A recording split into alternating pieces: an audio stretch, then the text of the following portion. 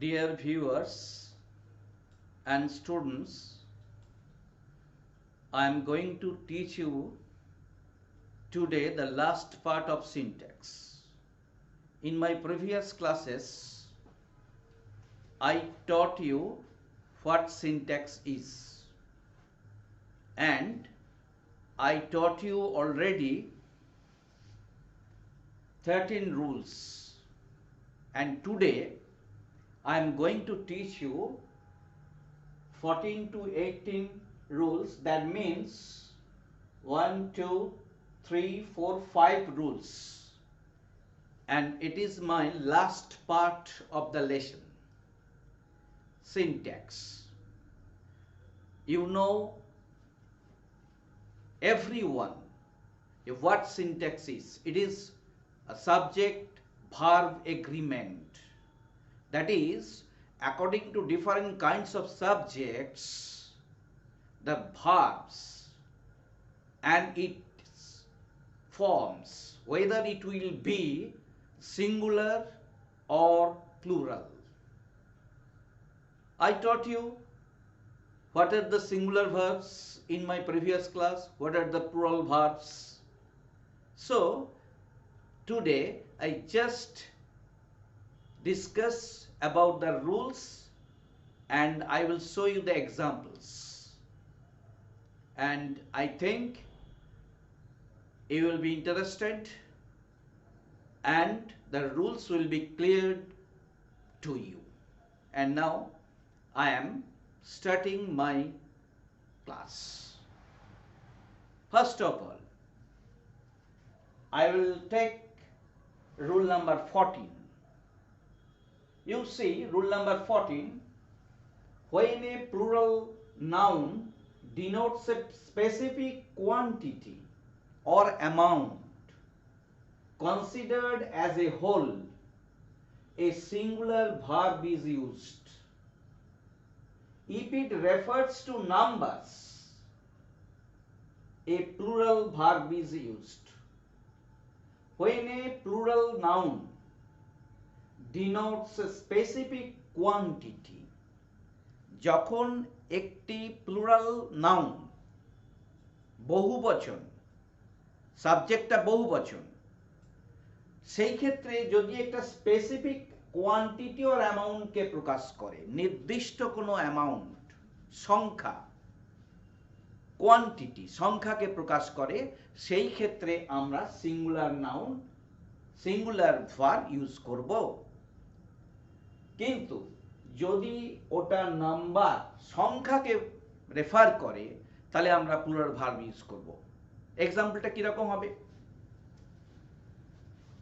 5,000 rupees is are enough for me. 5,000 টাকা আমার পক্ষে যথেষ্ট। এই 5,000 টাকা, 5,000 rupees, এটা কিন্তু ভার্বটা প্লুরাল, 5,000 rupees, কিন্তু এটা একটা নির্দিষ্ট অ্যামাউন্ট বা কোয়ান্টিটি প্রকাশ করছে, তাই ভার্বটাকে আমরা সিঙ্গুলার করব। 5,000 rupees, তাহলে সিঙ্গুলার ভার্ব হচ্ছে ইজ এবং আর আছে, তাহলে ইজটা হবে is enough for me. 5,000 rupees is enough for me. আরেকটা example, 2/3 of the land has আছে, have আছে, been occupied. Present perfect tense, has been বা have been যে কোনো একটা হবে। তাহলে 2/3 of the land, একটি ভূমি, তার 2/3 3 ভাগের 2 ভাগ has been occupied হবে না have been occupied হবে। তাহলে আমরা দেখতে পাচ্ছি যে এটাও একটা স্পেসিফিক কোয়ান্টিটি। এই কোয়ান্টিটিকে 2/3 of the land, এটাও ডিনোট করছে একটা স্পেসিফিক কোয়ান্টিটি। সুতরাং এই ক্ষেত্রেও কিন্তু আমরা সিঙ্গুলার ভার্ব ইউজ করব, that is has been occupied. Has, হ্যাভটা হবে না, হ্যাজ বিন অকুপাইড। কিন্তু ব্যতিক্রমী যেটা, সেটা হচ্ছে যদি এটা কোনো সংখ্যাকে বোঝায়, if it refers to any number, যদি এটা কোনো সংখ্যাকে বোঝায় তাহলে সেই ক্ষেত্রে প্লুরাল ভার্ব ইউজ হবে।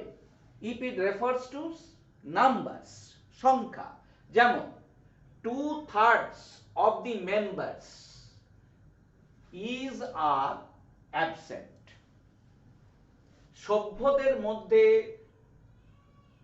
2/3 অনুপস্থিত, তাহলে 2/3 of the members তার মানে সংখ্যা বোঝাচ্ছে, সভ্যদের মধ্যে 2/3, 3/2 একটা সংখ্যা, সভ্যদের মধ্যে 9 জন যদি থাকে তাহলে 2/3, তার মানে 3 3 6 জন অ্যাবসেন্ট, তার মানে সংখ্যাকে বোঝাচ্ছে। তাই সংখ্যাকে বোঝালে কিন্তু ভার্বটা সিঙ্গুলার হবে না, সেই ক্ষেত্রে হয়ে যাবে plural. 2/3 of the members are absent, not is।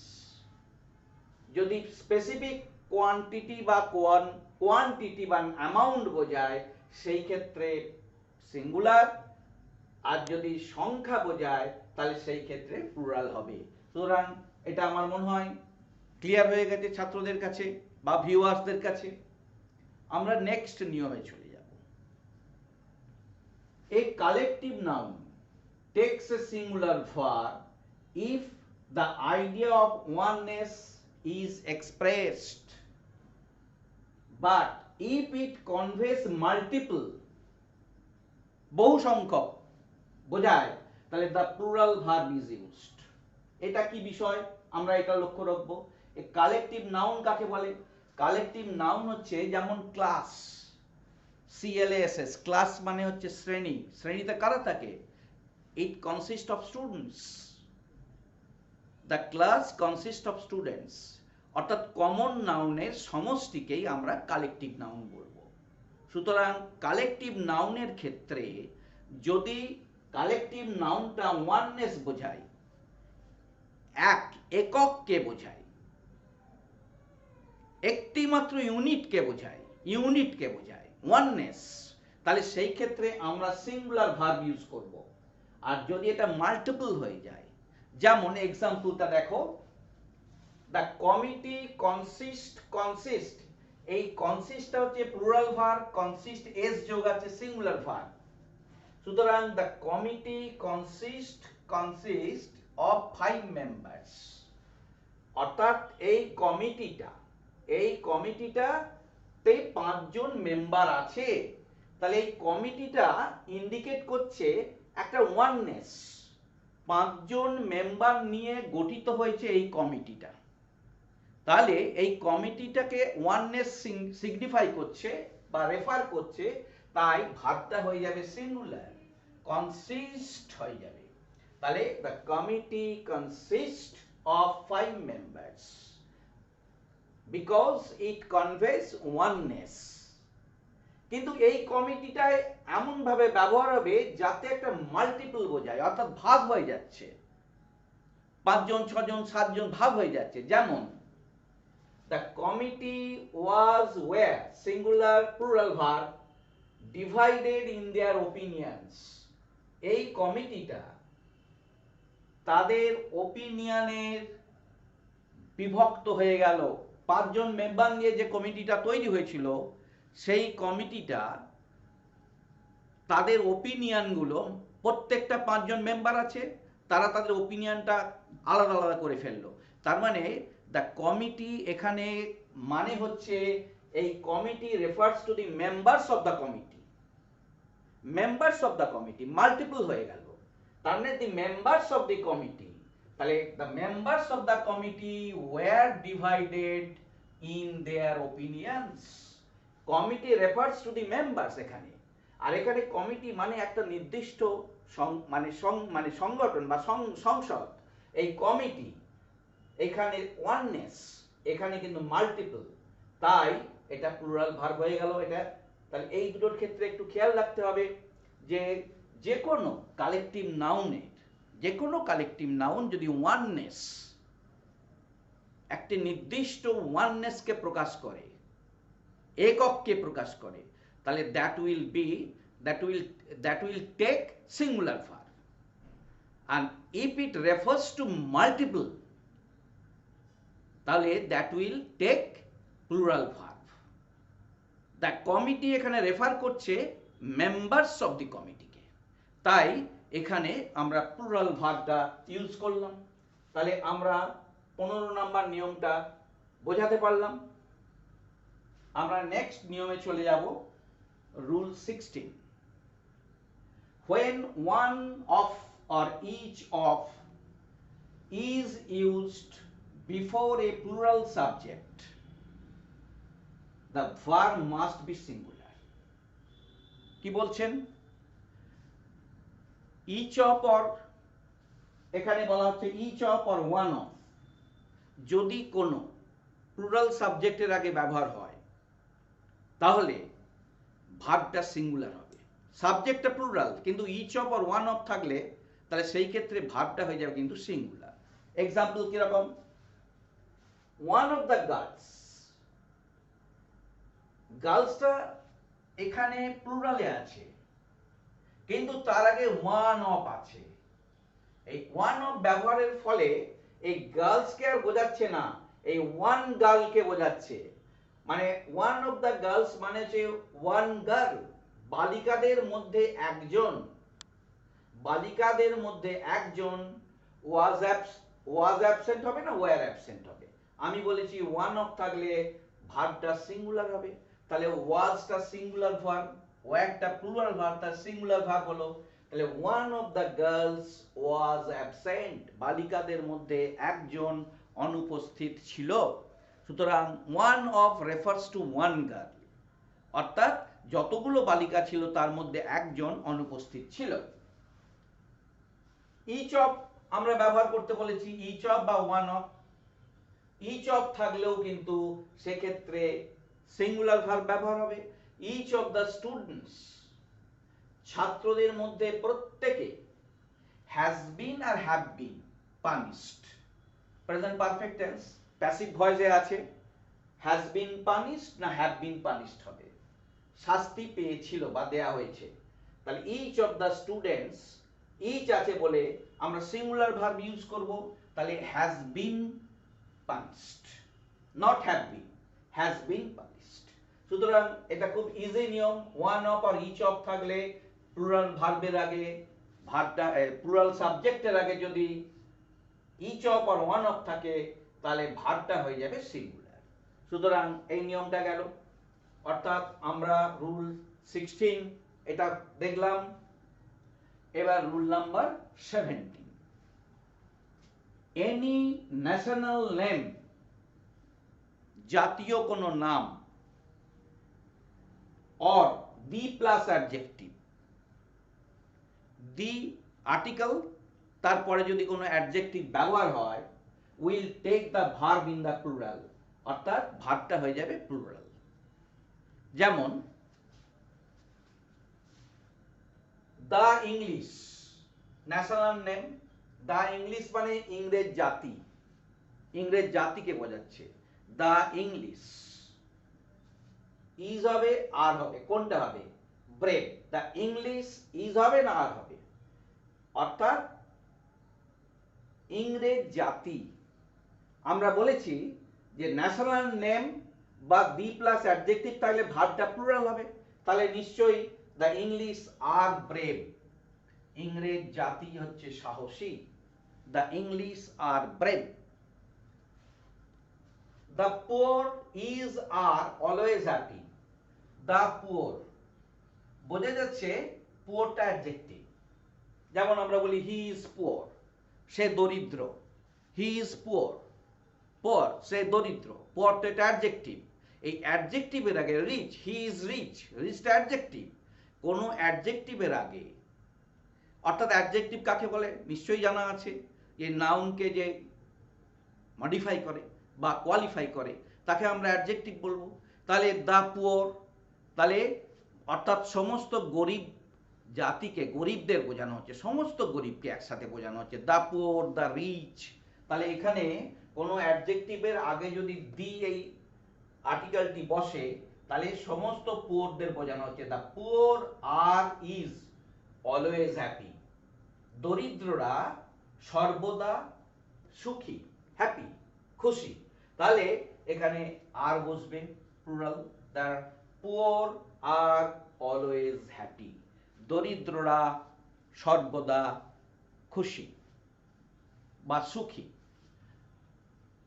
The rich are not always happy, ধনীরা সব সময় সুখী নন বা খুশি নন যদি আমরা বলি দ্য রিচ। সুতরাং এই রিচটা অ্যাডজেক্টিভ, তার আগে দি বসিয়ে আমরা সমস্ত ধনী জাতিকে বোঝাচ্ছি, ধনীদের বোঝাচ্ছি। The rich are not always happy. Now last one, rule number 18 আমরা চলে আসছি। রুল নাম্বার 18 একটু ভালো করে খেয়াল রাখো, আস্তে আস্তে আমি বলছি। মেনি এ অথবা many an will take a singular subject and singular verb. কিন্তু যদি বলি a great many, a good many, too many will take plural subject and plural verb, অর্থাৎ many a or many an যদি সাবজেক্টের আগে article থাকে তাহলে an বসবে, many a or many an একই হলো। তাহলে মেনি এ যদি থাকে কোনো সাবজেক্টের আগে, তাহলে মেনি এ থাকলে আমরা সাবজেক্টটাকে কি করব, মানে ভার্বটাকে কি করব, সিঙ্গুলার সাবজেক্ট নেব। সিঙ্গুলার সাবজেক্ট নেবে আর সিঙ্গুলার ভার্ব নেবে, দুটি সিঙ্গুলার হবে। কিন্তু যদি বলি a good many, a good many, a great many বা টু মেনি, এটা কিন্তু প্লুরাল সাবজেক্ট এবং প্লুরাল ভার্ব নেবে দুটোর ক্ষেত্রে। এক্সাম্পলটা বুঝলেই বোঝা যাবে, দেখলেই। Many a rose is are born to blush unseen, অর্থাৎ many a rose is are born to blush unseen. তাহলে মেনি এ আছে, মেনি এ রোজেস লিখিনি, আমরা সিঙ্গুলার সাবজেক্ট নিয়েছি মেনি এ রোজ। আর মেনি এ থাকলে কি বলেছি, ভার্বটাও সিঙ্গুলার হবে, সাবজেক্টটাও সিঙ্গুলার হবে। তাহলে many a rose is born to blush unseen, কত গোলাপি অদৃশ্যেই শুকিয়ে যায়, অর্থাৎ আমাদের দৃষ্টির অগোচরে শুকিয়ে যায়। তাই many a rose is born to blush unseen। আবার যদি বলি a great many, too many, এইসব গুলো যদি ব্যবহার করি তাহলে তারা কিন্তু প্লুরাল সাবজেক্ট নেবে। দেখো too many cooks, এটা প্লুরাল সাবজেক্ট নিয়েছে। too many cooks স্পয়েলস হবে না, স্পয়েল হবে। টু মেনি থাকলে আমরা বলি যে সাবজেক্টটাও প্লুরাল হবে আর ভার্বটাও প্লুরাল হবে, সুতরাং এটা plural verb, PV plural verb. তাহলে স্পয়েলসটা হবে না, spoil the broth, too many cooks spoil the broth.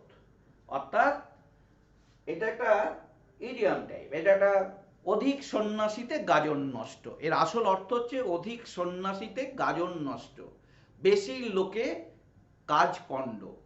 এখানে বলছে টু মেনি কুকস, এটা যদি আমরা আক্ষরিক অর্থ দেখি, টু মেনি কুকস অর্থাৎ অধিক রাঁধুনিতে, রাঁধুনি স্পয়েল দ্য ব্রোথ অর্থাৎ ঝোল নষ্ট করে দেয়। তার মানে অধিক সন্ন্যাসীতে গাজন নষ্ট। তার মানে too many, a great many যদি থাকে, a great many, a good many যদি থাকে, তাহলে সাবজেক্টটা প্লুরাল হবে, ভার্বটাও প্লুরাল হবে। যেমন এ গ্রেট মেনি স্টুডেন্টস বা এ great many good many students আমরা যদি ব্যবহার করি, বহু সংখ্যক ছাত্র বা ছাত্রছাত্রী বা students were absent, was absent হবে না। তাহলে a good many, a great many, too many এগুলো যদি আমরা ব্যবহার করি তাহলে সাবজেক্টটাকেও আমাদের প্লুরাল নিতে হবে আর ভার্বটাকেও আমাদের প্লুরাল করতে হবে। সুতরাং এইভাবে আমরা সিনট্যাক্সের আজকে 18টা রুল পার্ট ডি পর্যন্ত দেখালাম। এর পরবর্তীকালে আমরা নতুন লেসন শুরু করব। যদি মনে হয় যে আরও কিছু রুলস আছে বাকি, বা যদি ছাত্রছাত্রীদের কাছ থেকে বা ভিউয়ার্সদের কাছ থেকে কোনো কোয়ারিজ থাকে, তারা যদি কিছু জানতে চান, তারা আমার কমেন্ট বক্সে তাদের বিষয়গুলো লিখে জানাবেন, আমি তার উত্তর দিয়ে দেব। মোটামুটিভাবে সিনট্যাক্সের ক্লাস আজকে শেষ হতে চলেছে। আমি অলমোস্ট শেষ করে ফেলেছি আমার সমস্ত রুলসগুলোকে, 18 রুলস, এবং এর বাইরেও আরও কিছু কিছু রুলস হয়তো থাকবে, সেগুলো পরবর্তীকালে সুযোগ পেলে আমি ডিসকাস করব। বা যদি কোনো জিজ্ঞাসা থাকে ভিউয়ার্সদের বা স্টুডেন্টদের, তারা আমাকে কমেন্ট বক্সে তারা জানতে চাইবে, আমি নিয়মগুলো তাদের বলে দেব। সুতরাং আমরা সিনট্যাক্সের উপরে এই যে 4টে ক্লাস আজকে কমপ্লিট করলাম, আমি প্রত্যেককেই অ্যাপিল করব সিনট্যাক্সের উপরে যে 4টে ভিডিও আমি তৈরি করলাম, এগুলো প্রত্যেকটা মনোযোগ সহকারে দেখতে এবং অনুধাবন করতে। যদি কোনো প্রশ্ন থাকে আমাকে অবশ্যই কমেন্ট বক্সে জানাবেন, এবং আমার ক্লাস কেমন লাগছে, আমার তো একটা ফিডব্যাক চাই। আমি ছাত্রদের ভালোভাবে শেখাতে পারছি কি না, বা যারা ভিউয়ার্স আছে, আমি জানি যে আমার এই ভিডিওসগুলো অনেক শিক্ষকরা দেখছেন, অনেক ছাত্ররা দেখছেন, অভিভাবকরা দেখছেন। তো যদি আপনাদের কাছ থেকে আমি কোনো রকম এনকারেজমেন্ট না পাই, উৎসাহ না পাই, আমার এই বয়সে আমি আমার এই শিক্ষকতা করা বা শেখানো, এটা একটা প্যাশান, এটা আমার প্যাশান। আমি দীর্ঘদিন প্রায় 35 বছর আমি স্কুলে কাটিয়েছি। সুতরাং 20 বছর ধরে প্রধান শিক্ষকের কাজ করেছি, অ্যাডমিনিস্ট্রেটিভ কাজ করেছি, সাথে সাথে ক্লাস করিয়েছি। সুতরাং আমার প্রচুর ছাত্রছাত্রী, অগণিত ছাত্রছাত্রী চারিদিকে রয়েছে, প্রতিষ্ঠিত তারা আজ অনেকেই। তো আজকে এই বয়সে দাঁড়িয়ে আমি যে ভিডিওগুলো তৈরি করছি, আমি যদি আমার দর্শকদের কাছ থেকে, আমার ছাত্রছাত্রীদের কাছ থেকে, আমার যারা ভিউয়ার্স তাদের কাছ থেকে যদি কোনো উৎসাহ না পাই, তাহলে আমি আলটিমেটলি আমি একটু নিজেকে মনে করব যে বোধহয় ঠিকঠাক হচ্ছে না। তাই অনেকে আমার ফেসবুক বা এতে অনেকে কমেন্ট করছেন, কিন্তু আমার যে ভিডিওতে, সেই ভিডিওতে যদি কোনো উৎসাহব্যঞ্জক কথা আপনাদের কাছ থেকে আমি জানতে পারি, তাহলে আমি খুশি হব এবং আমি উৎসাহ পাবো। আমি আরও নতুন নতুন ভিডিও, নতুন নতুন ডিফিকাল্ট টপিক্সের উপরে আলোচনা করব, এবং এটা তো আমার প্যাশান। এবং আমি চাই আমার এই ভিডিওর যে সমস্ত বিষয়গুলো, এগুলো আমার ছাত্রছাত্রীদের মধ্যে যাক। আজকে আমি যা যা শেখাচ্ছি শুধুমাত্র স্কুলের 7, 8, 9, 10, 11, 12 বা বিএ, বিএসসি, এমএ, এমএসসি ছাত্রছাত্রীদের জন্য নয়, এটা বিভিন্ন কম্পিটিটিভ পরীক্ষাতেও কাজে লাগবে। বিভিন্ন স্কুল সার্ভিস কমিশনই হোক, আর সে এসএসসি হোক, পিএসসি হোক, যে কোনো জায়গায় কাজে লাগবে। সুতরাং প্রত্যেকের জন্য এটা স্প্রেড করা দরকার। অর্থাৎ যারা দেখছেন, যারা আমার অলরেডি চ্যানেলটাকে সাবস্ক্রাইব করেছেন, তাদের তো আমি নিশ্চয়ই ধন্যবাদ দেব। তবে তাদের এটুকু বলবো, শুধু সাবস্ক্রাইব নয়, এগুলো দেখতে হবে, বুঝতে হবে, এটা আরও মানুষের মধ্যে ছড়িয়ে দিতে হবে, এবং আমি তবে তো আরও উৎসাহ পাবো। আমি যে দীর্ঘ আমার অভিজ্ঞতা, সেই অভিজ্ঞতাগুলোকে আরও সুন্দরভাবে কাজে লাগাতে পারবো। তাই আমার ভিউয়ার্স, আমার স্টুডেন্টদের আমি বলবো যে আপনারা আমার এই ভিডিওগুলো দেখুন, বুঝুন এবং আমাকে উৎসাহ দিন, আমি যাতে আরও ভালো ভালো ভিডিও, ভালো ভালো বিষয় সম্পর্কে আলোচনা করতে পারি আপনাদের হিতার্থে। আমি নিজেকে, আমার এই পরিশ্রম সার্থক বলে মনে করব, নিজেকে কৃতার্থ বলে মনে করব। এই বলে আজকে আমার এই সিনট্যাক্সের উপরে যে 4টি ভিডিও, আজকে লাস্ট ভিডিওর আমি দীর্ঘ আলোচনা শেষে আজকে সমাপ্ত করছি। সুতরাং আপনাদের সকলকেই আমি আমার আন্তরিক শুভেচ্ছা জানাচ্ছি, এবং আপনারা আমার ভিডিওগুলো দেখুন, ভালো লাগলে সাবস্ক্রাইব করুন, শেয়ার করুন, আজকে আমি সকলকেই ধন্যবাদ দিয়ে আমার ভিডিও শেষ করলাম। Thank you.